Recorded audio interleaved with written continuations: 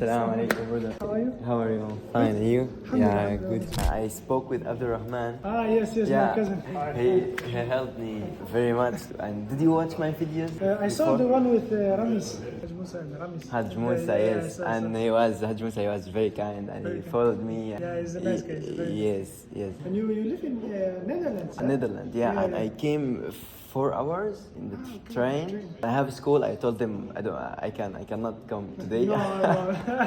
Yes, wallah. So you skip school? Yeah, wallah, I skip school today. Next time you come weekend or something to a game is better. Yeah, You know? School but is you know important. there's a World Cup. That's why there is no season now. It's Yeah, true. And That's the do you speak Arabic?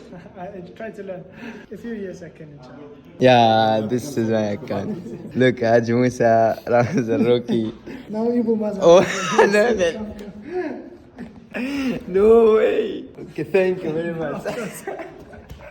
And can I give you this? For me? Yeah, like gift. That's what I have. Yeah, And I no think problem. the Algerian flag. Yes, thank you. Thank you. Do